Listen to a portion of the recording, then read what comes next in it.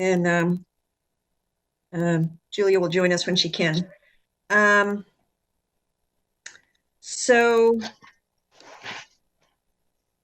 First of all, I want to apologize to Jackson because I think I was supposed to send you an email confirming this time for the meeting, and I believe I did not do that, so my apologies. But I'm glad you found your way here. Thank you. The first item on the agenda is the changes in Title IX regulations. So I'm going to hand it off to who? Liz, Mary? Okay. Leanne and Mary are going to help with that. Leanne is here, but she's on mute. So I am here. Can you see and hear me? Yes. Okay. I'm having a very slow connection here, so I apologize. There's a lot of feedback. I'm not sure if that's me or someone else.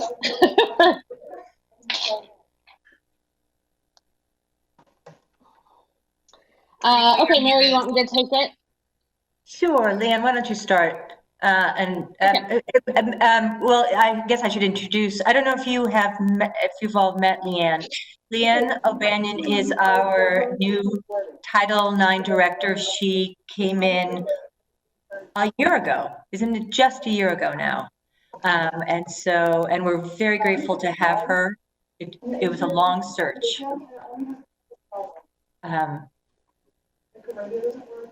Yes, it was. But we're thrilled to have Leanne, and she's going to explain some of the. There have been a lot of statutory changes, and she's going to discuss a little bit about that for you right now. Okay, thank you, Mary, for that. Are you all hearing that feedback, or is that just me? I'm on mute. Do you guys hear that? Yes, we do hear it. Okay. A little bit. Okay. But, Roseanne, you're not muted. Just to let you know. And Mary isn't either. I'll mute. Okay, that is much better. Thank you. Whatever changed. So thank you for having me here. My understanding is that you're interested in sort of a preview of the various changes that Title IX, various policies, and that Title IX sort of touches, there are a lot of them. I put together a document. Have you all seen that, or do I need to share that again? Has that been shared with everyone? It has. Okay. What is the most helpful then? Should we just run through that document? Can everyone hop over to that doc? Is it helpful to post it so those who might be streaming in can see it? Yeah, I'd be happy to. I don't use WebEx very much. So Mary, maybe as I'm talking, could you do that? Oh, Leanne, I love that you I'm sorry. could possibly do that. Let me see if I can get it up for you. Okay, I appreciate that. It's a Google Doc. Otherwise, I can present. And do you mind if I just do a quick run through of what has happened, Leanne, in terms of the statutory framework? If you like, go ahead. So on the federal level, we have been waiting for at least the last 3 years for threatened regulations. Everybody knew they were coming, but nobody knew what they were going to look like. And when some initial proposals came out, there was a lot of feedback about them, which caused further delay. So we didn't receive, the states didn't receive the regulations until, was it the end of May, Leanne? May 6th. May 6th. So everyone, not just PPS, everyone has been scrambling both to read through, to understand, and then to begin work on the implementation piece. and the implementation piece is made more complicated because we also have sometimes some state regulations, and some of which are in kind of tension with the federal regs. And so we have been working to look at where there's alignment and where there are differences, and then how to develop a process that helps us align with both. Would that be right, Leanne? Have I synthesized it? Yes. I'll take us back a little further, though, to the number one on this document, which is to say that Mary is right. In 2017, when the Department of Education pulled back the existing guidance on Title IX, ever since until May. But then in February, we were sort of surprised. In fact, Mary and I were sitting in a Title IX 3-day compliance training to get a notice from the U.S. Department of Education, specifically essentially giving warning to elementary and secondary school systems that although the focus had been colleges and universities for many years, that now they are shifting their attention to elementary and secondary. So I just put the four, if you could scroll down a little bit for me, the four areas that they're kind of focusing on. And all of these are relevant to the policy changes we're going to be talking about. I just sort of wanted you to be aware that they're going to be looking at everything from compliance reviews to public awareness and support. I would say also that's education broadly of students, staff, community. They're going to be doing data quality reviews, which is something they've been doing in the university venue for quite some time, but have never focused in K-12. And so a lot of the focus here is on data collection, reporting, and tracking. So as we move through, just sort of be aware, and I've also linked the DOE letter here. And then if we could scroll down again. Thank you, Roseanne. So then comes May 6th, where the Department of Education drops a 2,033-page new regulations. And I want to explain how this is different from previous interpretations of Title IX. So during the Obama administration, a lot of attention was paid to sexual assault, sexual harassment as gender discrimination, as sex discrimination, which is essentially Title IX is 37 words that has been interpreted over time since 1972 to cover everything from transgender rights and responsibilities in schools to sexual and dating violence, stalking, and other things. So in the 3 years we've been waiting for this NPRM to drop, we sort of weren't really sure what was going to happen, but we had some suspicions. 2,000 pages are hard to sum up, but I just put some bullet points here for you in terms of the big changes. Now, these are the federal regulations, which often actually bump up against what our state says that we need to do. So our challenge, there's a diagram, if you could scroll down, is to essentially align state and federal law with our board policies. Some of this work began way before I got here through the Whitehurst report and other great efforts. And so our job now is to take some of these new state laws, specifically Senate Bill 155 and House Bill 3077, and align it with the brand new Title IX regulations, which are considered rule of law. So one of the differences between what the Trump administration did and the Obama administration did was Obama published guidance, which was not legally binding. It was strongly encouraged in most places adhered to what was in the guidance.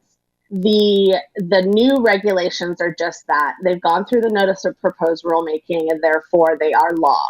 They cannot be changed without an act of Congress, essentially. So the reason I included on the federal side here, Title IX, which is around sex discrimination, and Title 6 and 7 of the Civil Rights Act is because these are all parts of sort of basic civil rights. Title 6 and 7 have employment aspect. Title 7 has the employment piece of this.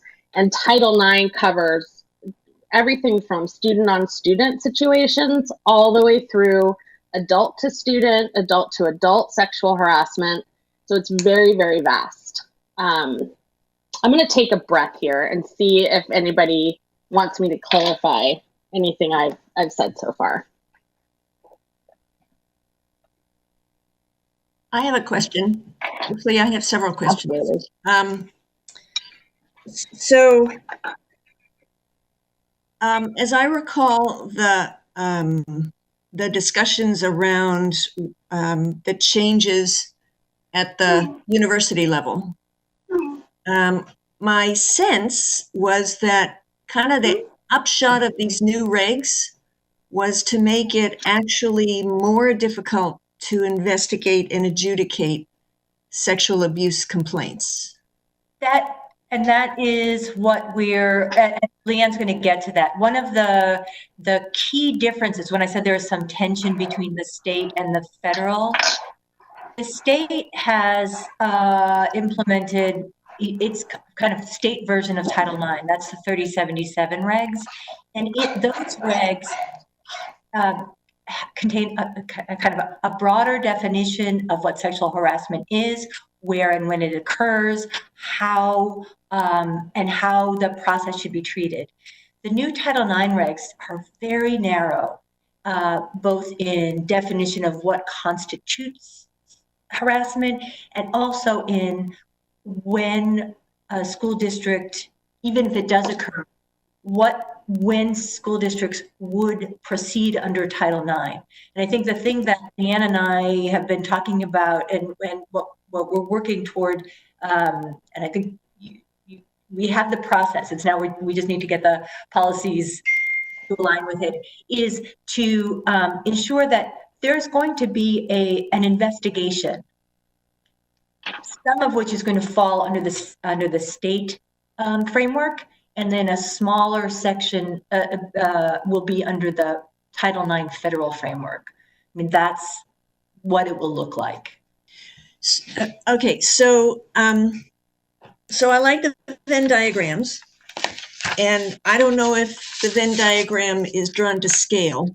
It is not. Okay, so what I mean, I get that there are two very different approaches that are embedded in the state side and the federal side.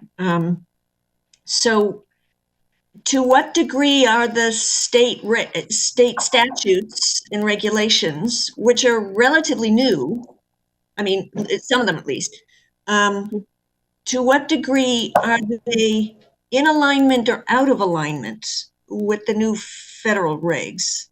Mm-hmm. So in the state of Oregon, I mean, I'm so thankful to live in the state of Oregon right now, because in this world of Title IX, because I think, and I was not with the district when the work was happening specifically around 155 and 3077, but my understanding of the history from talking to folks in the district who were involved in that was that these laws were because of the anticipated outcome of what was going to happen on the federal side. So the state of Oregon sort of said, yep, feds, they're going to do what they're going to do. But in our state, we want to make sure we have state law that covers our ability to do the right thing and continue to protect children, regardless of what the feds decide to do, which is essentially, they've narrowed the definition at the federal level, but our state has extended the definition. So it really comes down to what do we call it, right? So if we know if there's an allegation of some kind of sexual misconduct that needs to be investigated, if it doesn't meet the narrow definition that the feds have provided us, then likely it will meet the broader state definitions. Yeah, and so in House Bill 3077 specifically is codifying Title IX law into state regulation. So they use Title IX terminology throughout that statute. So bottom line is we can continue to do what we know is consistent with our organizational mission and values. And, you know, we might have to call it something different, but I'm not concerned that we won't be able to continue to investigate everything. No, it's just that some of the processes are different. When if it bumps into a Title IX, like if it fits within that more narrow framework, then there are slightly different, but they're not. I would say they're not terribly different. Both under the state and federal guidance. Investigations are required, notice is required to people, you know, support services, you know, those things, they just look slightly different, particularly in the hearing process. And on the federal level, we are it's optional. We could adopt the kind of hearing that is done at the college level. We are not going to. It's very onerous. It's more criminal, requiring cross-examination to sixth graders or to eighth graders is just. We found it not. It's not trauma informed in any form or fashion. Right, for children, right, and so there's a different process available.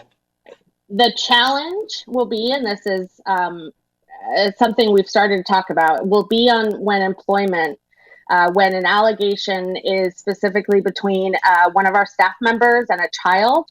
So if a child alleges some kind of sexual abuse or misconduct, or their parent does, the person accused has some really specific rights under the new Title IX federal statute, and that includes the live disciplinary hearing as an option, but not a requirement. And we need to figure out how we're going to do that in practice.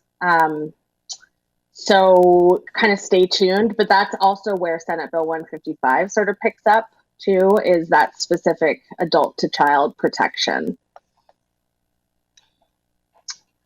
Are there other questions? I think it might help if we scroll down one and you see the policies that are impacted.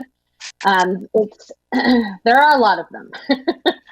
Some of these, though, I should say, are not because of the new Title IX federal published rules, but there are some policies that I think could use some updating just to be more aligned with the kinds of language and terminology that the district has been using for some time.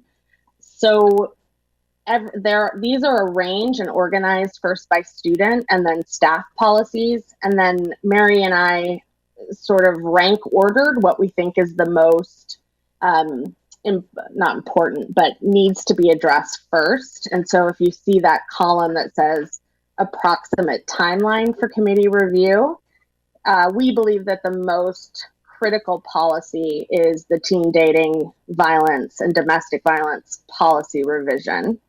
And then second to that, I think, is scrolled down, but it's the Senate Bill 155 revisions, which is the adult to student, I believe. Yes, staff to student. So that's kind of our second that we want to do.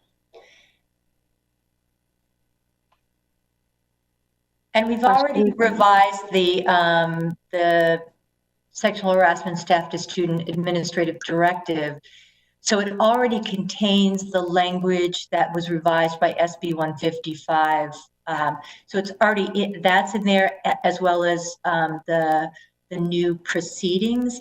We just need the policy itself to reflect the changes made by SB 155. And then the others were,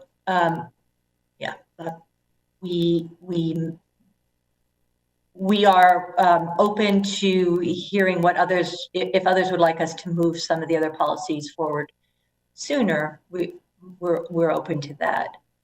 And we did recommend one rescission, and that's to 510030, as that was the old grievance policy for our old sexual harassment policy, which we've just changed to the workplace harassment.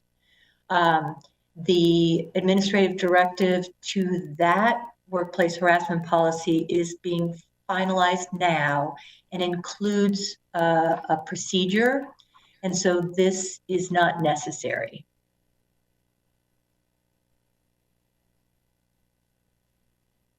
Does anybody else have a question? Because I have a few, but I want to give other people a chance. No, I just have some fairly ranty statements. So I will at this time. Well, I'm thinking that we should reserve, at least 5 minutes at the end of this section so that we can all indulge in a good, healthy rant or two. So, but before then, I did have a couple of questions. So the sexual harassment staff to student policy. Yes. Why is that not covered under the professional conduct policy? Mary, do you want to answer that? I have to think about that first. It's so the professional conduct policy doesn't specifically address the definition of sexual harassment as found in SB 155. That's the sexual harassment really is the kind of outlining the statutory provisions for sexual conduct. And I think we need to change the name of that. It's a misnomer. It's what it really is sexual abuse, staff to student. It's not sexual harassment as not, but we can't say abuse. The statute is sexual conduct.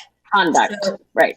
Which has, and so what this policy is specifically talking about is sexual conduct as found in SB 155. There's a specific definition, and there's and what happens when substantiated findings are made. We could look at it in terms of the professional conduct policy. I think that's because I thought, and correct me if I'm wrong, but I thought it took us a while to do that professional conduct policy, and I think it happened, I think we finalized it after SB 155 was passed. You did, after it was passed, before it was implemented. That's correct. So I think we incorporated that language. I don't believe so, but I think it deserves another look. The SB 155 focuses a lot on what the rights of someone who has been accused, an adult in the building, in terms of their employment, cross-reporting and investigations with other entities. I do not recall seeing that in there, but I can pull it up and make sure I'm not missing something. Well, I think what we can do for the next meeting, if you would like, is put the two policies side by side and talk about what we can speak more intelligently about the differences and what seems to be missing, and whether incorporation is possible. Well, I would say possible or desirable. I mean, I can imagine it might be preferable from an administrative point of view to have two separate policies that talk about different things. But I'd like to find out if, generally speaking, I think it's better to have one policy that's kind of as omnibus as it can be without being totally diluted. But it might make sense to have a separate policy for certain aspects. Prepare something for you. Okay. Yeah, let's do that, because there's I believe, and I've got the professional conduct policy here, but I believe that there are going to be a number of questions like that as I sort of imagine opening up all of these policies and comparing them against the other ones that are on the books and seeing, maybe some of these we can eliminate entirely and integrate elsewhere. It largely depends on, can we get the specific definitions required? But I'm with you. I think one policy that's inclusive is always better. So I'm gonna suggest that this is the work of Leanne and Mary that they're leading, and that they bring that analysis forward as they bring the policies forward in the priority that they've outlined, or as the board committee would direct them differently today. So I think that analysis is part of the work as they revise, propose revisions to the policies that may be required by these changes, or that make the policies more accessible and understandable to those who need to use them. So my question along those lines then is the process of being that this is my first time bringing policies in front of you for change. I would love some guidance about stakeholder engagement and timelines. Yeah, we have a process for that. We'll be happy to work through that with you on the front end. We have some wonderful materials that are coming, and good. Yes. So please work with Mary and Shanice, and Mary knows this well, so she will help guide you through that. And then we'll share the outcomes of that with the committee once that engagement has happened. So since this came up, I'm just going to give a little preview, I think. So our next meeting is August 3rd, and staff are in the process of finalizing some thoughts around community engagement protocols, and they're hoping to have them ready for the committee to discuss at the next meeting on August 3rd. Yes, I expect them to actually go out well in advance of the meeting, so you have a chance to review them. It's Rachel and Shanice and Danny in particular, although a lot of people have worked on them, have developed kind of a user guide for proposing a change to a policy or an AD, or developing a new one. And then there's a particular component for community engagement. So we're trying to, every month, get a little more consistent and a repeatable process that helps when the policies arrive before this committee, so that the board members have more work has happened on the front end as opposed to in the middle of the committee process, knowing that every policy has its own journey and story. But yes, those, in fact, I thought we would maybe even have them to you all today for next month's meeting, but it didn't quite happen. But they were coming very, very soon. That sounds great. I think our biggest concern is just that it's summer, and with this being our sort of top priority, I have a small group of students convened already, but that's where I'm looking forward to working with Shanice and others to see if we can't move it and get some feedback before the year starts back up again. And if it's not possible, that's okay too. Right. A lot of it's important that student engagement happen when students are present. So we have that with a lot of policies during the summer, but we'll work through that together. Okay. Sounds good. So Rita, you had other questions? I did, but I'm taking up a lot of airtime. Does anybody else have questions? Because I have a couple more, but okay, I'm just gonna keep going. I'll jump in with one. Okay. I'm looking at the grievance procedure.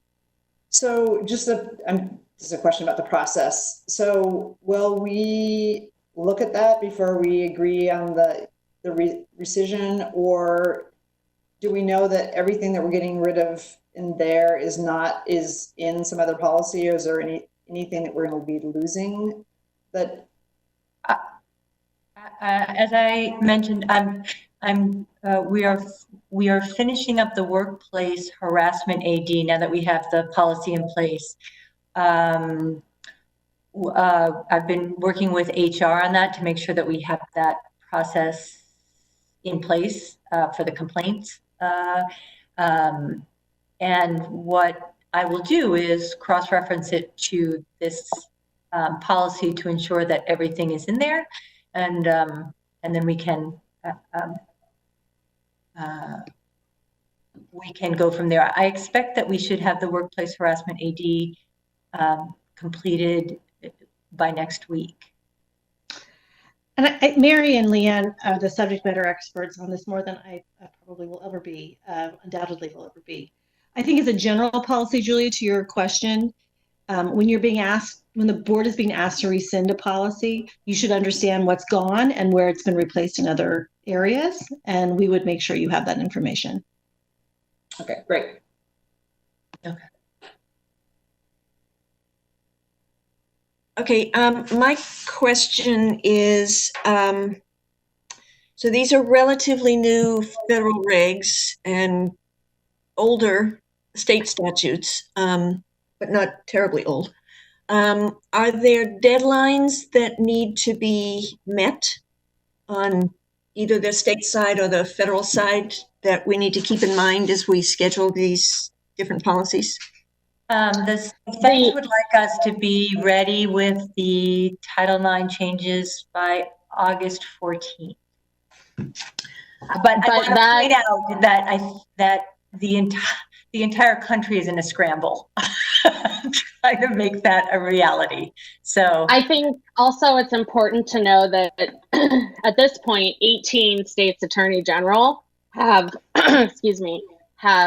filed suit against the U.S. Department of Education specific to these requirements. That doesn't mean we don't move forward, but it is important to know that, it may not end up where we currently are. And, Mary's right. There is a scramble everywhere.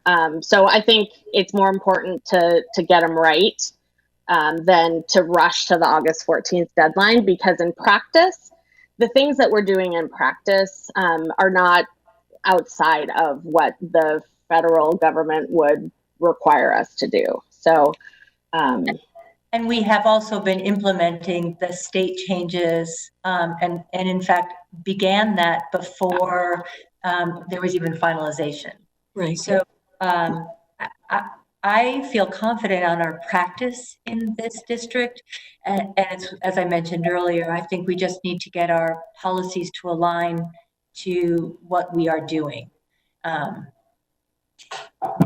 And even just for a little more context, the Council for Great City Schools has signed on to one of the pieces of litigation, Right. Largely focused on the time for implementation because of COVID, Right. because when these came out, the districts are really scrambling. So it's not just lip service to it, but I do think the fact that our practices are largely in line and that we've been doing at the state level gives us a lot of cover. I think we'll work diligently, but I think I'm also comfortable with the pace at which we're going. And Oregon is one of the states that are part of that lawsuit. So go ahead, Mary.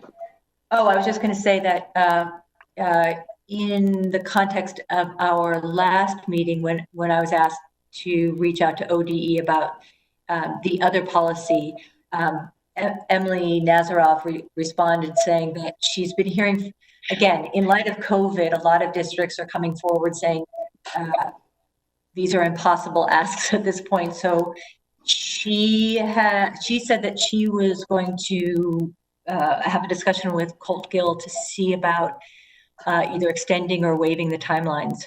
That was for the 80s law, but I'm imagining the same is true for this. I can loop back and find out from her specifically if it's limited, but I just wanted you to know that, because that was, I think they are aware of how much is being asked of districts at this point.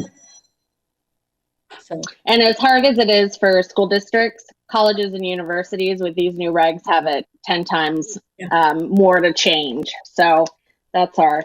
It could always be worse. So can I just, we sort of talked about this at the beginning, but I'm still a little, I guess, confused. So the state approach is much more expansive. Correct. And generally speaking, under federal regs, there's usually some wiggle room. But the wiggle room tends to be, well, at least in this state and other states, it's a relatively narrowly defined something, and the states can broaden it, right? But that's because, but the purpose of these federal regs is specifically to narrow. You know what I mean? Like, it's not by accident that it's more narrow.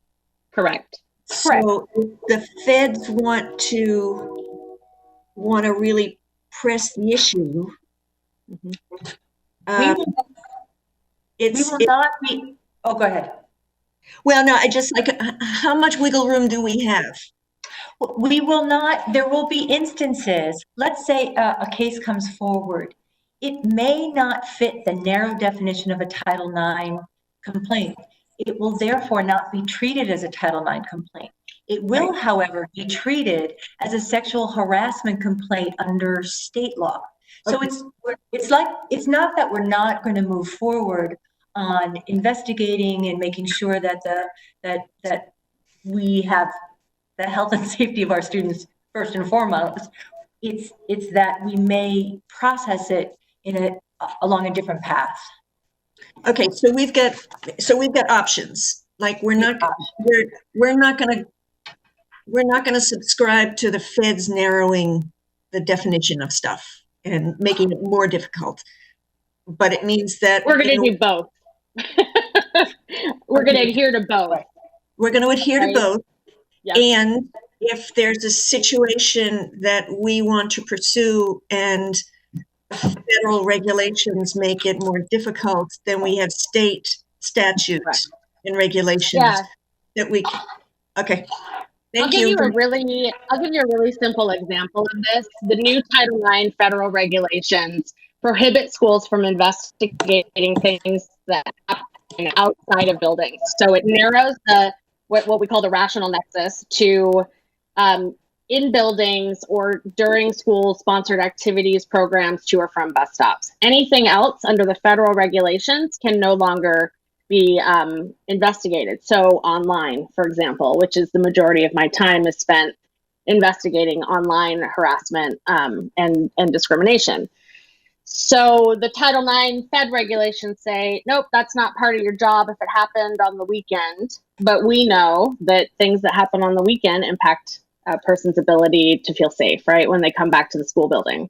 So under House Bill 3077, our rational nexus is anything we just determine it to be. If it has an impact on the person, then we can and should pursue that. Okay, good. Thank you. That's reassuring. Thank you. Any other discussion? Are we okay with the prioritization of these? A quick question. I added the complaint. What is it called? It's the uniform complaint procedure in there. And I had heard that somebody was working on that. Are you familiar? Is anyone familiar with that? Is it the formal public complaints, that one? Mm-hmm. Yep. Yes. We never use it. That's the problem. I do want to be clear that that's a Division 22 mechanism and compliance, and been a very important tool beyond compliance in elevating concerns, individualized and systemic. And there is a complaint procedure required under Title IX and other laws. And so I think it's a worthy inquiry for staff to make and come with a recommendation about whether there's any impact to that particular complaint process or not. We do have multiple complaint processes that are mandated by various state and federal regulations. Yep. It may be that we just need to tweak some of the language in the uniform, that policy to include a reference to Title IX and some of those other ones. So if somebody's already working on it, my fix may be really simple. We'll take that offline, Leanne. Okay. Thanks. Okay. Anything else on this? Okay. Thank you. This was very helpful. It's a ton of work. I really want to thank Leanne and Mary for diving into 2,000 and plus pages of regs and a lot of study with seminars and self-study and trying to synthesize that with state law. It is, as you can see, a very complex and very important issue. So I thank them both for their work on this. Thank you, Liz. Appreciate it. Thank you all. Okay. Thank you. Thank you.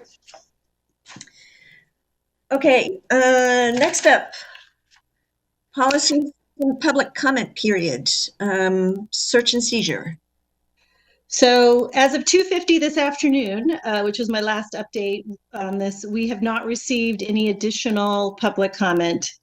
We did, as you recall, in our June 22nd meeting, there was a request for some incremental reach out to some community organizations to check in on the changes that had been made to make sure that there were any other concerns that those had been surfaced. And then Shanice was leading the charge on that. And then Shanice, do you want to give us a brief update on the reach out and what you heard?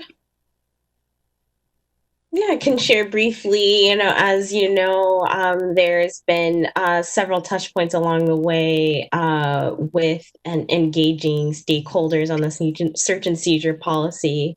And at a June meeting, we had taken a directive to just inform folks of where we are in the process as we began some engagement in September. So I'm going to do a brief walkthrough. So we all can take the journey together for a short moment. So upon the beginning of the school year, the Portland Committee on Community Engaged Policing, Community Healing Initiative, and a number of other organizations were consulted about giving some feedback on the policy. And that initial feedback was very much in line with what we heard from students, and that student engagement that took place in the fall with our student council and in a number of our classes of high schools and inquiry classes.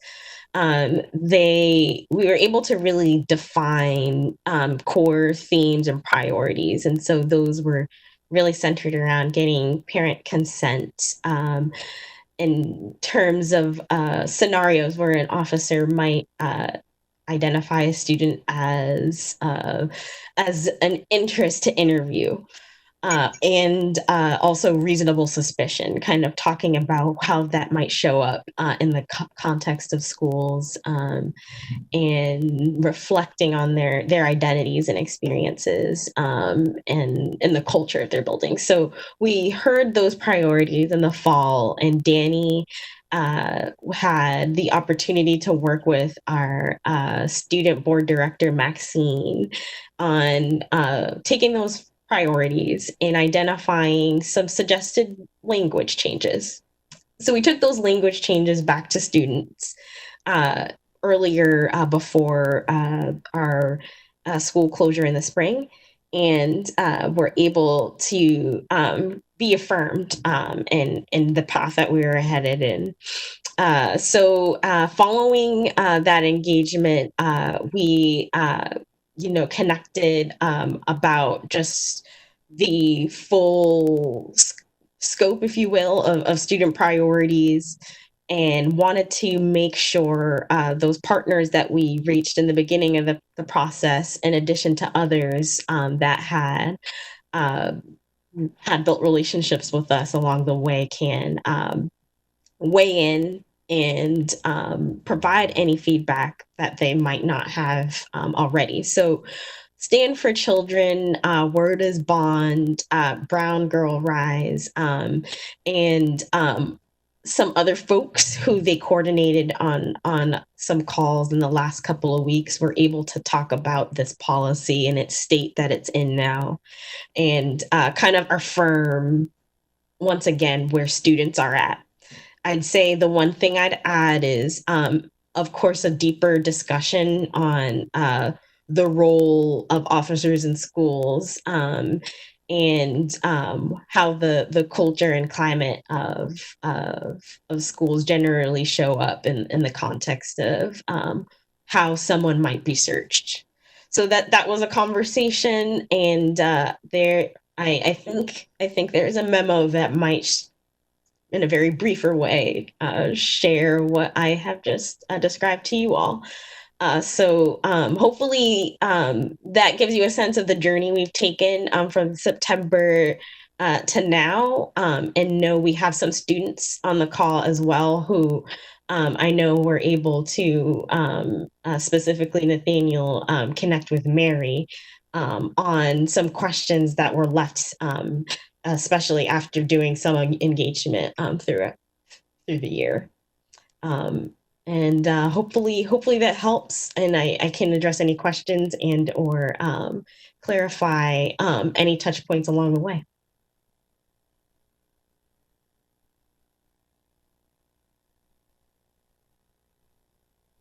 Okay, any questions? So I'm just looking at the memo, Shanice, and those three sort of things that the parents affirm are the things that had already sort of students, and that conversation to have policy is the tracking, and that we're asking the very to track it, and so that's an ongoing conversation about how we keep that how we keep track of who's being searched and why. And I know that that's a place we've wrestled with as a policy committee, and I think we've talked about that some of our staff are going to create the tracking tool. Correct, Rita? Yes, I just wanted to interrupt you, sorry, because you cut out at the beginning. So we heard you when you started talking about the tracking system. I was looking at the memo Shanice had mentioned in the three areas that the parents and Stanford Children and other groups had sort of reiterated that Shanice also mentioned, and that the tracking tool was one that was really important, and that it be disaggregated. But just to name that, we know the flaw in the tracker is that we're asking the very people who might be looked at strenuously to be the ones tracking. And so it's just, I think we need to continue as a board to think thoughtfully about that tool and that system, so that it does what we're articulating that it do, which is to track, the equity of searches and how the policy is actually being lived out in schools. Okay, thanks. Any other comments? On the policy in general? Yeah. The title. At the last meeting, I mentioned that the title was like legalistic formulation, and Liz, I think, has an alternative for to share. If I had it in front of me, I would pull it up, but I think we talked about retitling it searches of students and their property, right? Something, I can pull up the exact one in front of me too, but a less constitutional Fourth Amendment sounding term that a police or district police officer or district attorney might use, and something that tells them what's going on. This is about searching students and their property. I think we'd even moved it farther, Liz, last time, where Julia said something like student rights in search and seizures, or something like that, that it really did focus on the student sort of agency in this policy. Thank you for remembering my brilliant thought at the time. Okay. I don't feel strongly. I just think it should be something different. It should be something different from what it is. So. Okay, so let me, Liz, let me ask a question. If we change the title, is that considered a substantive change requiring Okay. So we can make an executive decision in this committee, but I think it has to be today, correct? Am I? I think you would align today, and then I think you would make a recommendation to amend it at the board meeting tomorrow. At the board meeting, right? Okay, but I'm Motion to amend it. what I'm saying is it's on the agenda for tomorrow's board meeting. Yes, For- it'll be second read tomorrow, unless Okay. something Okay. really unexpected happens. Okay. So okay. So we're going to.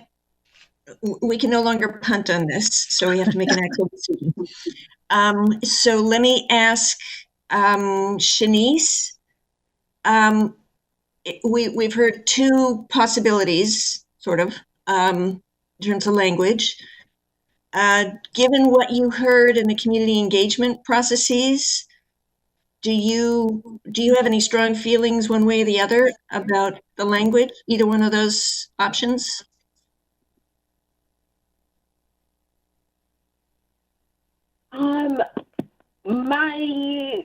My gut reaction is, we had a lot of discussion too about the administrative directive, maybe clarifying some of the overall intent of what we're wanting to commit to with these changes. So I think I would lean on this proposed language that might articulate if we're talking about these two priorities, one being talking about our commitment to racial equity, and that there will be a tracking system, that it will exist, that an accountability system will exist. I'm not sure how you might need to say that in a policy, but maybe hinting that that it is the spirit of it will be existing, I think will suffice. Okay, so I think the current language does that. Are you suggesting that it doesn't? The language of the policy, but not the title, I think, is what she's. Right, right. Okay, Nothing in so the title about tracking. okay. So can somebody repeat what the two options are for title? The one that I floated to Julia over the weekend was searching students. Hold it up here. Searches of students and their property. Searches of students and their property. Thank you, Mary. And what we had discussed at the last policy committee was something like rights of students during searches of students and their property. But I don't know that the policy is just the rights of students. I mean, I think it has procedures and protocols for lots of different constituent parties. So I don't know if that is the most accurate, but I think the sense of we want to really mark that this policy is for students to use, also to sort of ensure that they're being respected, or that they're able to sort of have agency around their own rights. I think I would agree with Director Lowry now that I'm catching up, and I think also Nathaniel recently met with Mary and I, and we're discussing this notion of what is and isn't property or rights of students when it comes to technology or certain kinds of property. So I think the plain language, as plain as the language is, to describe what the policy is doing, and to your point, I think describing that the rights and experiences of students through these changes and shifts, I think are ultimately the important part. Okay, okay, so the two titles on the table are searches of students and their property. And the second is either students' rights or rights of students during searches of person and property. I messed with the language a little bit. believe it or not, I don't have a opinion. Either one works for me. I like the persons and property line. That was good, Rita. And I want this to be about student rights, but I know that the policy goes beyond that. So I think that maybe Liz's suggestion from over the weekend better captures the fullness of the property policy. There we go. But we might want to have the title be aspirational. That's up to the committee. So you think the mention of the students' rights would be aspirational, or? Not aspirational, but I think the policy covers more than just student rights. But that could be not aspirational, but an indicator to the community that that's part of our focus and part of our priority, even though the policy entails more than student rights. But I don't know if that then makes it confusing, Liz. I think we can make it work, right? So I think the only thing I would caution you against is you want to make sure that students' rights are in this policy are about searches and their property. It's not a broader policy on student rights, right? So it needs to be framed that way. With that, if that language is tight, I think that's fine. Okay, students' rights regarding searches of person and property? I'm good with that. I see Nathaniel nodding. Does that mean you're good? Are you good, Liz? I'm fine with that. Okay. I'm a little uncomfortable, I have to say, making a change in the title for a policy that we've been excruciatingly detailed about for like 15 months. I think we finally looked up just at a little higher elevation. I think it was the right thing to point out at the last meeting.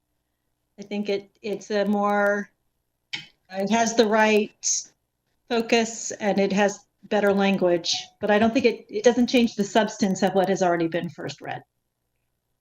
I think it's more plain English explanation of what the policy is. Okay, so, all right, so this is a little scary. Easy, but so in the interest of making it more excruciating, do we want to say students' rights or rights of students regarding searches of person and property? Students' rights. Students' rights. Okay. Gone, I think. Okay, can we make that change? It's gone. Yes. Okay. So we'll need tomorrow a motion to amend the policy. And I think I can't imagine that there'll be any dispute about that during the meeting. Okay. Cool. Okay, so I think we're ready to bring this to the board for a vote. It's going to get adopted before school starts, Rita. I know, it's a little thrilling here. So, so I want to thank Shanice and Danny and everybody else who was involved in the community engagement. I think it really did help. I think it helped enormously, actually. So it's a better policy now than it was when we started. So, and it's, I think, immensely better than what is currently on the books. So I think this is going to be a good thing for students. So, okay, thank you. All right, so let's move on to a much more scintillating topic. No pressure. OSBA revisions process. So, Roseanne, can I impose on you to put that short deck up? That's an overstatement. It's 3 simple slides, just so people can follow along visually. This, Sure, just give me just a quick second. I get it. Sure, I'll give the preamble here. We've been engaged in quite some time on this engagement with OSBA to assess our current policy manual, if you will, with the model policies that they have. And that involves OSBA. Part of what we contracted for is to line up each of our policies to, if it exists, a corresponding OSBA model policy to see where the differences are, where there may be opportunities for a different perspective, legal compliance. Certainly when the legislature adopts changes and OSBA captures those and flows them through that model policy manual, knowing which of those policies ties to our policy will help us do those legislative updates much more expeditiously. So I think when we set out to do that, do this OSBA work, that was certainly at the forefront of our mind. What we have found is that it is a slow process. And that's not a criticism at all. It's just the nature of the beast. And part of it's because we waited for a long time, and our OSBA is still working through all of the chapters. They've done some, but they haven't finished yet. And when we take a policy that's been reviewed by OSBA and we have, thanks, Roseanne. We can go ahead and go to the second slide. Or the third slide, sorry, the second slide, textual slide, thank you. When we go through that, what we find is that there may be really meaningful changes to be made. They aren't necessarily urgent. And in order to engage the functional policy owner, the staff expert, if you will, in that area, or the person who has responsibility, it's not always the highest priority on their plate, appropriately so, I might add. I think that's proper prioritization, not saying that this should trump, I don't know, things like COVID response and budgets and reentry planning and all of those things. So one of the reasons we wanted to just have a brief conversation with this committee is to talk about how the work is progressing and to talk about how we prioritize it. And it is, we certainly take opportunities if we have an urgent, if the committee wants to consider something, consider all the policies implicated by Title IX. We're not going to wait for that section of the OSBA policy manual to emerge. When that comes through, we will also pick out the OSBA model policy and we will use that as a source of comparison, content, correction, any of those things. When we certainly will take advantage of leapfrogging anytime that's helpful to make the workflow. But right now we're just sort of walking through the process, absent those that get taken out of line. We're just walking through Chapter 8 and Chapter 7's in the wings. And it occurred to us that we should check in with committee to make sure that's how you want that work to proceed. Roseanne, could you go to the last slide? This gives you a sense of the Chapter 8 isn't present here, but here are the other subject matters in the remaining 7 chapters. And we are happy to continue on as we are doing. We are happy to make some different prioritizations. We'd love some feedback on the order of the chapters at a minimum. We can make those decisions all day long, but we work for you three. So we want to make sure we're working in the order and in the manner you want us to. I'm going to pause. Any questions about the work itself or any discussion on the prioritization? It is scintillating, you're right. So Liz, sorry if I missed that, but this is the order in which they are currently prioritized, or this is in no certain order? I just didn't put the numbers. That's just Chapter 1, Chapter 2, Chapter 3. Oh, okay. Yeah. Well, let me clear. If you don't make any choices, I think we should prioritize students. We should. Students. I think we should prioritize students. I agree with Chair Constam. So I guess the question I would have is this, it's like moving forward, would this be the driver of the committee meetings, or will we still have mixed in these other priority policies? I do not think this, by virtue of a review process, should be the top priority unless it is for some other reason. I think when you have changes like Title IX or any of the others that are in the queue, I think those should be the most important work should rise to the top. So this is just a logistics question. The most important thing I think we were trying to get out of this was the new numbering system. So when statutes changed, we'd have sort of the auto pickup. Is there a process by which you could just like put everything through it and then it comes out our policies, but their numbers on it?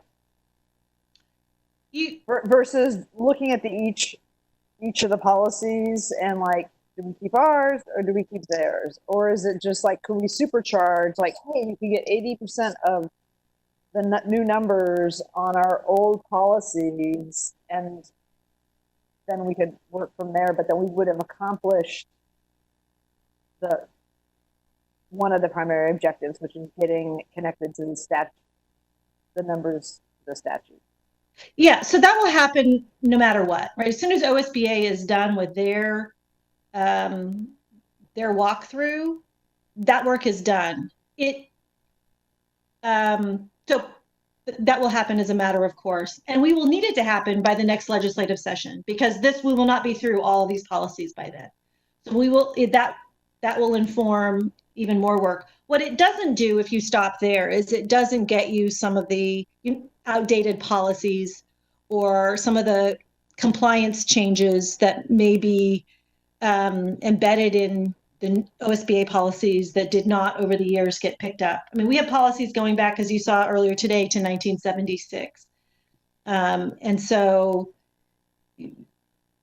it'll get you partway there, but I still recommend going through each and every policy at some point in this, in the PPS policy manual, regardless of OSBA, because it needs more cleanup. It's got too many outdated policies in it. It's written with inconsistent focus and tone in many instances. And sometimes they're just bad policies, honestly. And they're just misstated. We rescinded some of the big ones, but there's more work to do.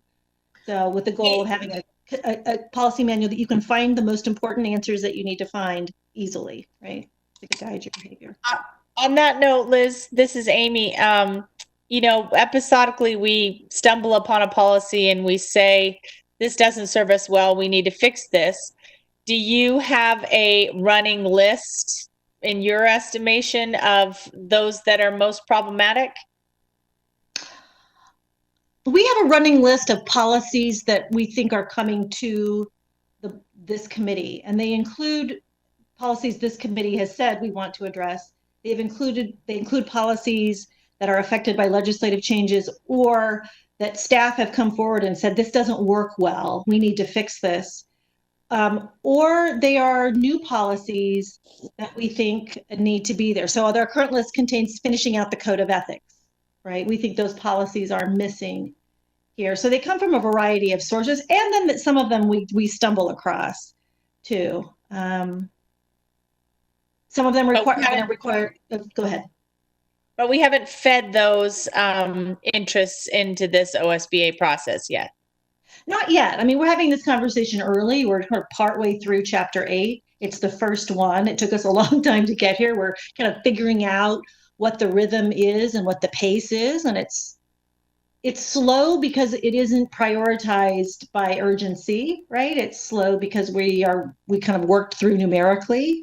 And so it's going to get prioritized at multiple staff levels and then in the committee level. And I want to be really clear. I am not trying to say in nice words, I think there's anything wrong with that. I think that's a perfectly reasonable approach. But as we kind of work through it at a pretty slow pace that isn't prioritized by any criteria, other than perhaps selecting the chapter, I want to touch base and make sure the committee is in line with that.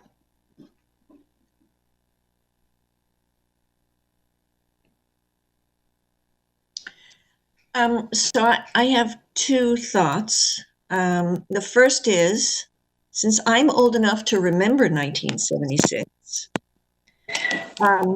I think I can say quite definitively that not much has changed at all in the intervening. I wasn't born in 1976, so tons has changed because I arrived.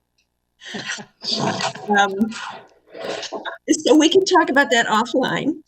And Jackson and Nathaniel, and I think Shanice. Anyway, okay, moving on. So I guess the other thing is, I think we're still, so you guys, staff has done some work on Chapter 8, but the committee has not, actually. You got a taste of it, and Claire's coming back. I think the plan is on the next agenda to bring back that budget question about what's the governance at the board level around reductions in budgets. Right. Remember that conversation? So that required her to go back and do some work. But it's not like we've really wrestled. Where I was going with that was, it's not like we've wrestled with a system. Just out of my view range. Okay. In this last meeting. Wait a minute, what was that? Julia, your mic is live. Okay, there we go. Okay. I'm just trying to say, the committee has not wrestled with a process of working through a chapter. So it's a little, we're still, it's going to be a process of discovery for us still, even for Chapter 8. And for staff too. I mean, we are at the very beginning, and I also would urge us over the life of this project, which is probably at least 18 months, to stay nimble and agile as well. We're just doing an early process check-in. So so I guess the third thing I would say is that given that, one thing that we might want to think about is, I guess, the dilemma between prioritizing based on importance, according to some criteria, or prioritizing in terms of process, like getting through as much stuff as quickly as possible. And it's relevant because students is, correct me if I'm wrong, but I think students is the biggest component. The students and the staff, sections 4 and 5, the students and personnel are the meatiest sections, and there'll be more engagement. I mean, one thing to think about, the Chapter 8 pieces so far don't require robust community or student engagement. Yeah. We haven't been through all of them yet, so we need to take each one of those on an individual basis and answer that question. But we definitely know there'll be more on the students and the people side. And community engagement is going to be very dependent on what kind of learning environment we're in. So anyway, okay. I don't think it's a proposal. I'm just ruminating. Sorry. Okay. I mean, and I'm not trying. I mean, again, I think we just want to make sure you know how we're doing the work, and that we don't wake up 6 months from now and the committee goes, "Why were you doing it that way?" I also think we can, when we finish Chapter 8, and I would recommend we do finish Chapter 8. We've started it. We've already distributed it to staff. They're working on it. We can check in then, the Chapter 7 community chapter is the next one that's OSBA has done. But they'll have other ones done, I suspect, before we get, they've had a little pause with Peggy Holstead retiring and it transferring to someone else down there. But Rachel was just in communication with them today, in fact. So we'll be working on this for a long time and can certainly make other choices as we go. I'm not, I think as we identify policies, it's important to continue to work on the issues that we understand need changing, and that we find those urgent regardless of the OSB process. And I'm very comfortable as we pick those out, and then when we get to a more routinized process, we've already done that one. Yeah. So one of the things about the OSBA, the policies, that their substitute policies, I think are like really generic. And to me, it's sort of like, it seemed kind of like a waste of staff's time to like go through the reviewing it and then come and bring into the committee with this is like milquetoast, or like doesn't really say anything. I mean, that's what I find. Most of them are so high level and generic. It's just, why would we use their policy? So I guess I'm wondering if there's like a more efficient way to do, like, bundle them around to like the committee members, like, take, half an hour, go through these, like with like, yes, you're okay with getting rid of these require more, more discussion, so that we could rapidly get through these versus having them go through sort of the clunky process of, or it sounds like maybe a longer process of having them like come to the committee and then we discuss each one, whereas we could have just gone through it and like, yes, yes, yes, no, yes, yes, yes, no. These are the, 80% we're in agreement, the other 20%, that's where we spend our committee time. Just. I think there are some you want to spend more time on than others. I mean, just as a refresher, and Ailey, this started before you were on the board, the OSBA philosophy around policy development, I don't know if it'll change with Peggy's retirement, but it has been, if it's not in a positive source of law, a statute, a regulation, or case law, it does not belong in a policy. And I mean, adamant. And if you look at our professional conduct policy, for instance, you're not going to find a lot of that, the specific statements in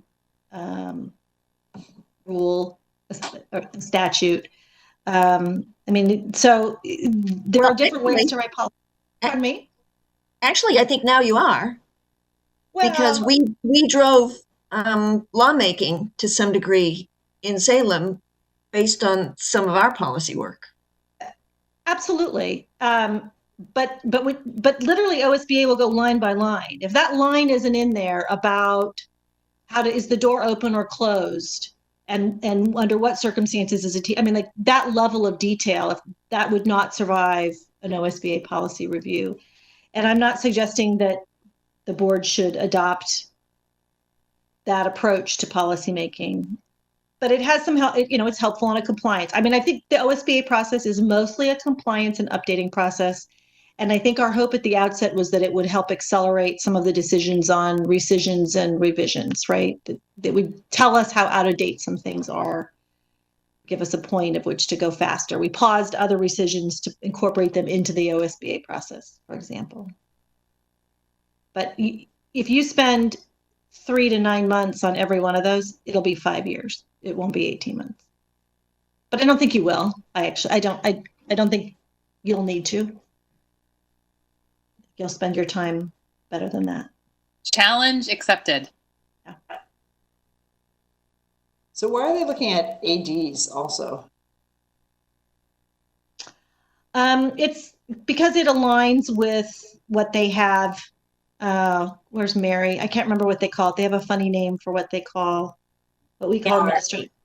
What is it? They call them administrative regulation. Regulation. So they have a policy and an administrative regulation. So part of what we bought was that. Because we're going to have to, we would change our regulations, or we would at least reference our directives to align with their regulations. Well. But it isn't about the title, it's about the substance of what you have. And we brought some of those, we brought you, tried to have a full example set when we came to you last time with those Chapter 8 examples. This is one we would delete. This is one we would adopt. This is one we would modify in part, but not accept all their changes. Here's an example of what it looks like at the AD level. in addition to your substantive review, we wanted to give you insight into what it was looking like.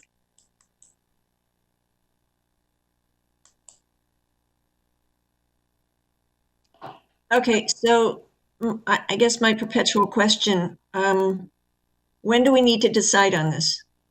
You don't need to decide right now. I mean, I think once we need to tell OSBA what order to continue on in their review.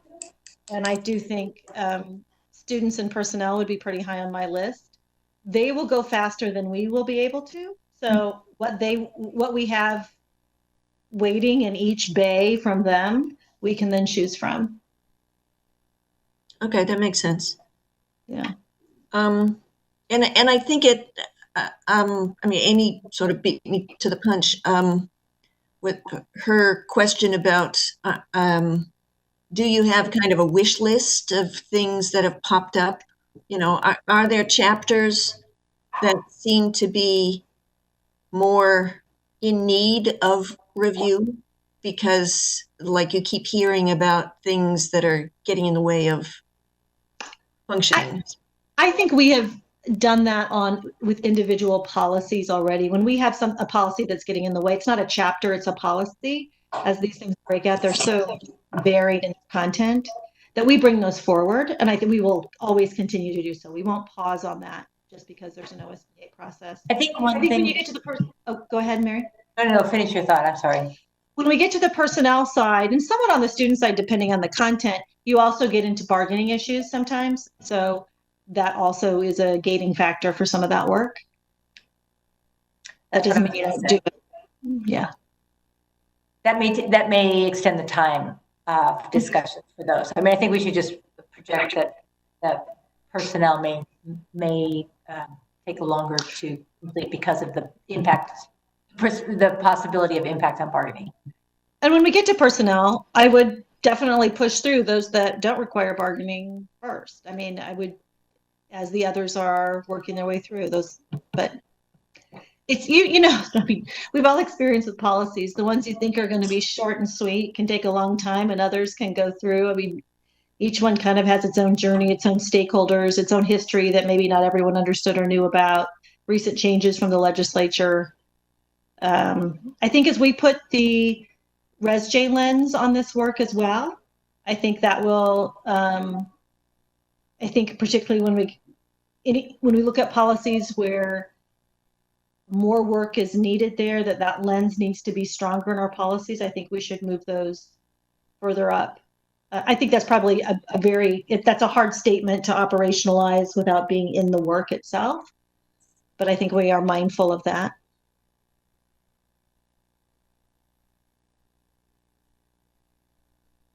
So we're happy to continue on in chapter 8. We've got chapter 7 waiting in the wings, the community chapter. Take the personnel and students and instruction are probably the next 3 to go through and check in again. Just like I said, we didn't want to go 6 more months without having some additional visibility and just thinking about it. But there isn't a decision that has to be made today. Nothing's on fire here. Maybe that's the point. So one thing that I request is that if we're going to get a bundle, to get them in advance, so that with what staff's recommending, so that we again can use our committee time efficiently. Like if there's no objection, just like cruise right through. Do you recall 2 meetings ago when we had the top, kind of what the recommendation was? Did that format work? Where we had a collection for the committee and we tried to code at the top what we were recommending or not. And then it was redlined within so you could see. Yes, and I'm trying to remember whether we got those, when we got those. I think they were not at the last minute, but maybe that's wishful remembering on my part, but I think they were. So my memory is that we got them in advance. I don't think there weren't that many. Yeah, and 5 or 6. what was not included though was an explanation of why there was what was the thinking behind the recommendations for language changes, and like what And that's what Claire's going back on, right? That's Yeah. what. Yeah. Yeah. The changes from OSBA were they are just remember what Liz had said earlier. Their focus is on keeping it statutory. So anything that we had that went beyond that, they were likely recommending that we remove. So that the changes from our staff will be with how we operationalize, Right. but it's from the recommendations from OSBA are likely more adhering more closely to the statutory language. So it might be helpful to actually distinguish what's the OSBA recommendation versus what's the PPS staff recommendation, because they might be different actually, or they might be same but with different thinking, or something. Yeah, I think we gave you the what on that the last time, but we didn't give you the why. So, are those going to, when they come to the committee, as a recommendation, are we going to just act at that committee meeting? Unless there are questions or there's more, unless there's more work to be done, like happened at the last one, where there was, I think, a very, very good conversation about governance and changing budgets and what needs to be approved and what doesn't. And I think that's the right kind of conversation to be having.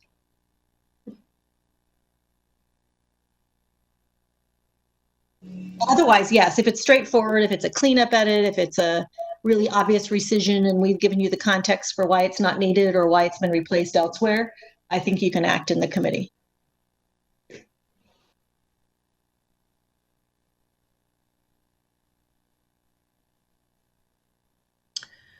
Okay, I think we've beaten this horse good and dead.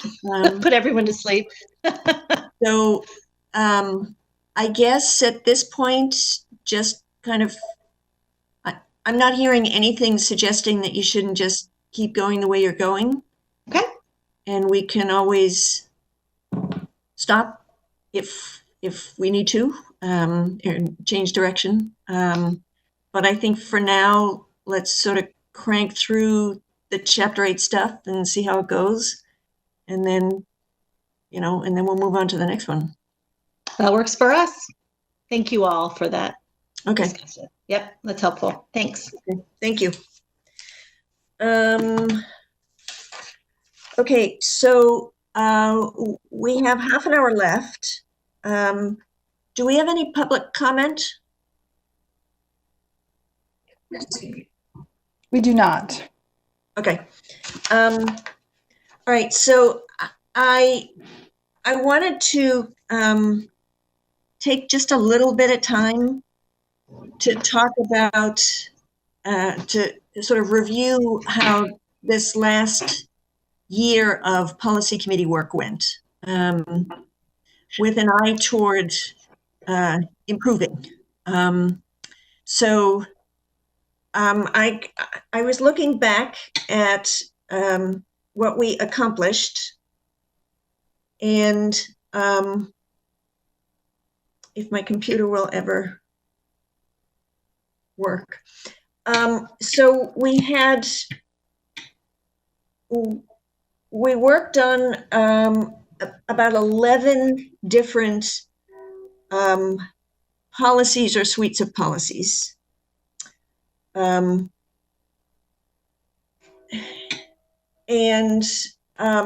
some of them we cranked through pretty quickly. There was two of them we processed in 2 months, one in 3, one in 4, and then the others, there was a kind of a definite, like 2 definite groups. And one group we finished pretty quickly. And then another group, it ended up being generally a pretty long discussion, series of discussions over a long period of time. The ones that we worked through quickly were diploma requirement, nutrition services, suicide prevention, healthy substance-free learning environments, and then professional conduct, the professional conduct policy, which we finalized in October of 2019.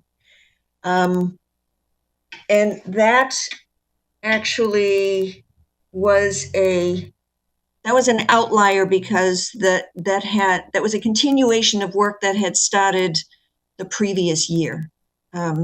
So when you look at the whole, it took almost a year for us to get through the whole thing for professional conduct. So the ones that we finished fairly quickly tended to be the policies that were responses to legislative change that required some relatively minor kind of language changes that were essentially codified in the statutes that we needed to incorporate. So that's a whole body of work, I think, that we can, I think it'll inform what we do with the OSBA work, because a lot of that work is presumably going to be updating policy language in order to be in compliance with legislation that's happened since the last time we looked. But then there's a whole range of other policies that have tended to take a fairly long time to get through. And I had a couple thoughts about some of the factors that are contributing to how much time it takes us to work through a policy, and some thoughts on like how we can, what we can do better to maybe shorten the length of time. But before I continue talking, I want to open it up to board members and students. If you have thoughts on how things worked during this last year and how we can do better. Anybody?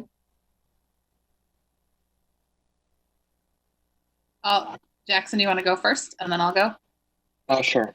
I think that student engagement has come a long way this year, especially relating to the search and seizure policy. And I'm glad to see that the district's coming out with guidelines on community engagement for kind of on the front end of policy instead of in the middle or at the end. And looking to the future, the DSC was looking at talking with you about appointing a more permanent member to the policy committee for next year.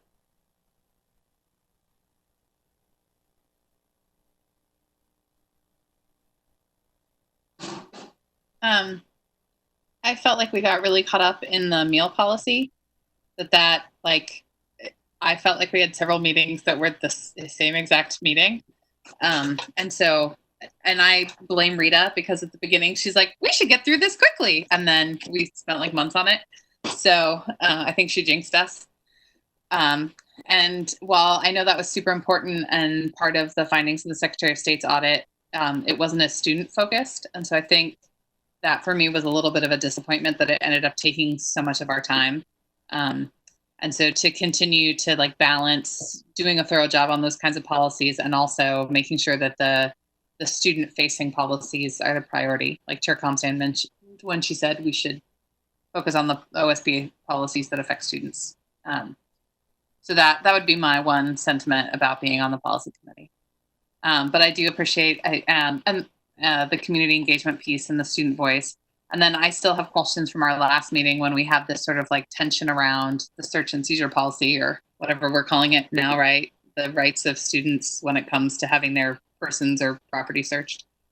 That I thought we'd already done the community engagement piece, and then to hear that that wasn't what our community engagement staff and our students felt. So I'm unclear on how the protocols happen for when there's a policy that needs community engagement. How do we trigger that? And then we've had conversations about, do we do community engagement first to inform the creation of the policy, or do we do it after, or do we do it both times? And like, what is the sequence of that? And I still don't feel like I have a lot of clarity on how that community engagement sort of timeline works. And I know it's not the board member's role to like direct staff to do anything. So to make sure we have a clear understanding of when things are going to happen, so that, you know, Shanice isn't assuming one thing and we're assuming another, and then we get to a meeting and we're all like, ah! So I want to avoid the screaming. And I think miscommunication. Yeah, and I think Aileen and the staff have been talking about that a lot, because we've seen how it's not been as streamlined. And there will always be times to loop back and go check in with a particular constituent, stakeholder, community group.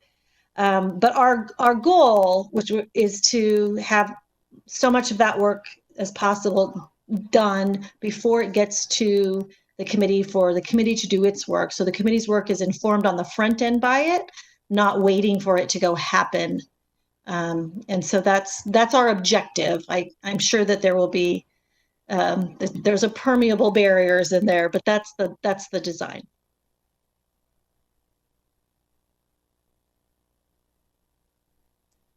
I never want us to get to a place where like the systems we have in place prevent us from doing good work, and that we can't loop back or be flexible. But I just felt really confused after the last meeting, and concerned that like I had not communicated something clearly, or that there'd been a miscommunication around the search and seizure policy. And it didn't feel good, because we do want to take it slow and include our community, but we also need to get the policy completed. So I just walked away from that meeting feeling like there'd been a disconnect, and that like we can negotiate that and work it out, so we don't have to do that again. I think that's right. And Shanice and her team are so experienced and so good and so in demand by everyone. And part of what we realized at various points, but we've been talking about just in the last 2 weeks, we meet once a week to talk about all things policy committee related, is those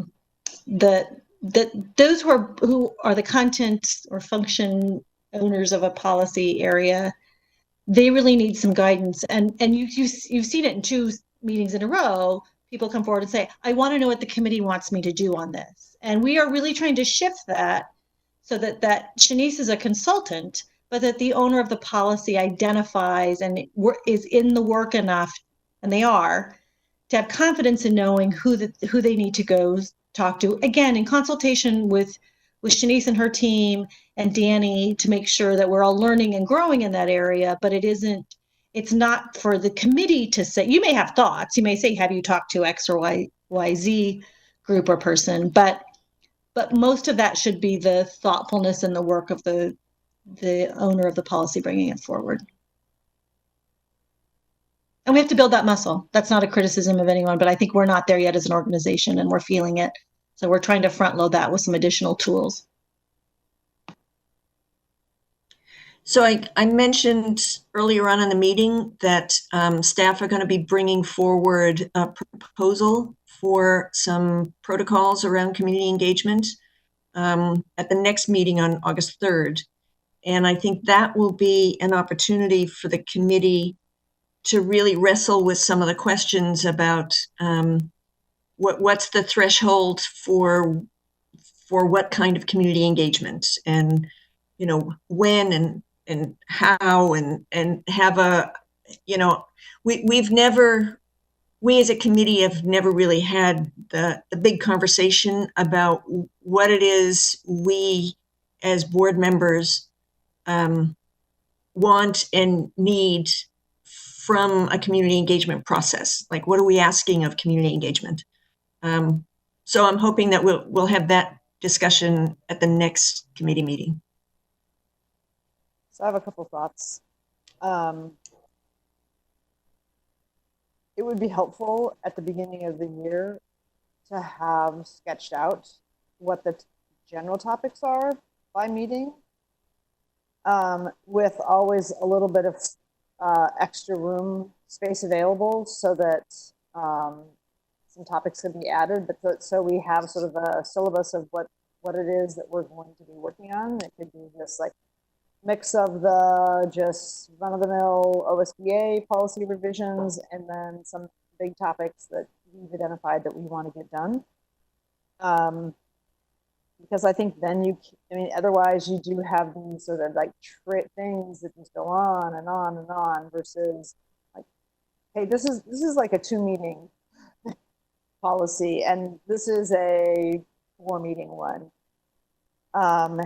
And that we just have a better sense. That way people can be prepared, like, hey, if you're going to raise an issue or you want to offer something, then, here's the meetings you're going to do it. You're going to do it at. With some flexibility, but just a little bit more structured so that it's all visible. I think it would just be good for people to see also. I guess also just like the disappearance of the student discipline policy. I would expect, because we're bargaining it, right? So, Correct. I guess one of the things is just having a I liked how on the agenda we had this like running list of issues that have been raised, or things that are still in flight. So you don't lose it. It's like, what happened to that? Did we submit it or like, where is it? And then our policies actually allow any member of the community or board member to introduce a policy. And if this is like one of, just like, legislators, if policymaking is one of our jobs, we don't really allow or accommodate for that. So I think having some flexibility of like what policies have community members brought to us or do board members want to raise, and then the committee discussion about where does it go and in terms of the prioritization. I frustrated somewhat that we're in the 3rd year, my 4-year term, and we've been talking for 3 years about doing something about the foundation fundraising paying for staff, and yet we haven't done anything about it. And I know that's going to be one of those things that's going to take, it's probably like a 5 or 6 and a bunch of community engagement potentially. But if we don't ever get started, those things stop. And so somehow, we have an agenda also allowing others to raise issues that we're like, oh yeah, that's a really great issue that maybe some students have raised, or parents, or individual board members. But it seems like we don't have room for that on our agenda, or we're not deliberate about it.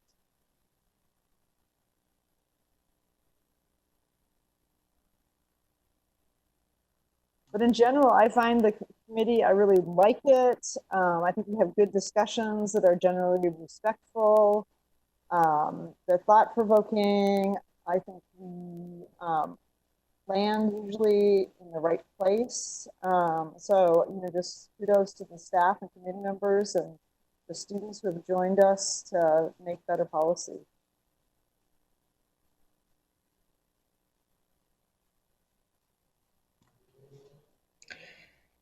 So I agree with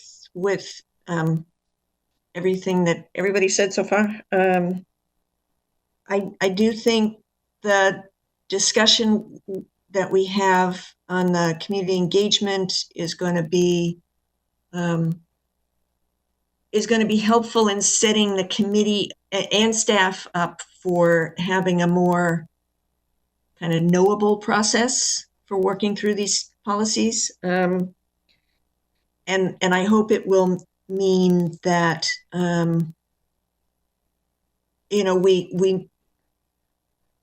we prioritize elevating student voice, and that we have a way to do that.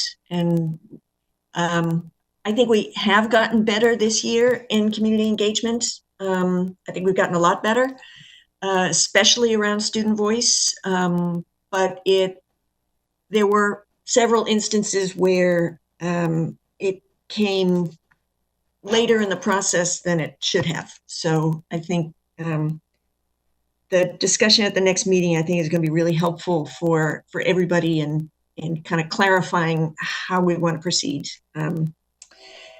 I guess the other thing that I would say about this past year, was that I think when we tackle policies, I think it would be helpful for us to have more clarity on why we're tackling a policy.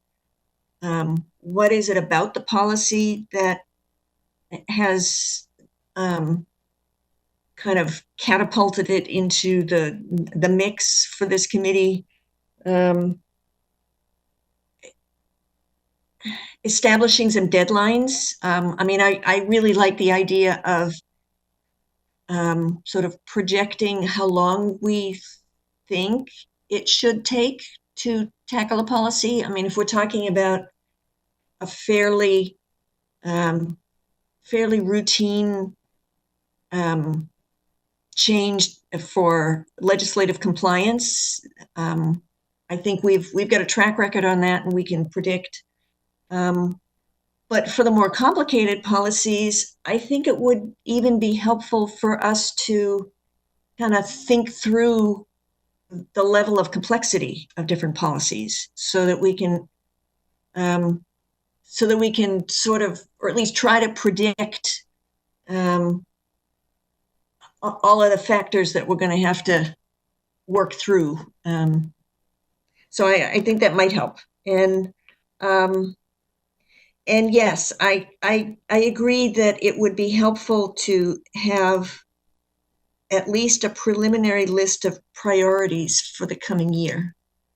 And I think it's also something that we might want to try to tackle at the next policy meeting. Come up with kind of a short list of some policies that we're pretty sure we're going to want to take a look at over the next, I guess at that point it will be 11 months. And I think we do have a list of things that have been hanging out there that we've wanted to take a look at, and foundation policy is one of them. Liz mentioned earlier code of ethics, that we did a little piece of it in the 2017-18 year. I think it was 17-18. But at the time we said that's just a piece of a much bigger kind of body of work around ethics that we need to tackle. I think we're going to be getting, prior to the next committee meeting, we're going to be getting, I think, the annual report on the complaint policy. And that will be pretty much the 2-year mark since that policy was passed. That includes very substantial revisions to the process. And that might be a good time to take a look at how it's working and whether we want to make any revisions to the policy. So anyway, I think there are a few things that we can already identify. Excuse me? Is that the complaint policy? The complaint policy, yeah. So I think there are a few things that we can already identify that we're gonna that we probably want to take a look at, and now we've got a few more with the Title IX work. And I think it would be helpful at the next meeting to have a discussion about priorities, with the understanding that we're also going to have to leave in flexibility to deal with stuff as it emerges. So anyway. So I know the students, the DSC also has some proposed changes coming to that policy as well. I'm not using the right title on the policy, but I think y'all know which one I'm talking about. So I know that there's going to be some more engagement in the fall, but that's coming also. And also, that's probably going to be a whole suite of policies relating to student leadership. Okay, good to know. So I if haven't done you a suite before. so I think if everybody could, I mean, I'll work with Liz to come up with the list of things that we already know have been identified. But if board members and students can, give some thought to if there's anything else that you want to propose to be on a policy agenda for the next year, then bring it at the next meeting and we'll talk about it. So that's all I had. Any other comments, questions, thoughts? Would it be possible to circulate that draft list? Prior to the meeting, so that way we can throw some things in or generate some ideas. Yep.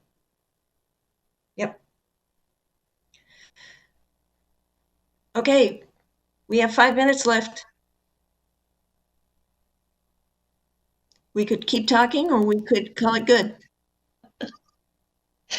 You just want to dare us to not be able to end early ever. Thank you for another exciting episode.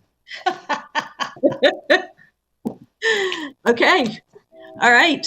Bye, everybody. Thank you, Thank you, everyone. Thanks. Bye-bye.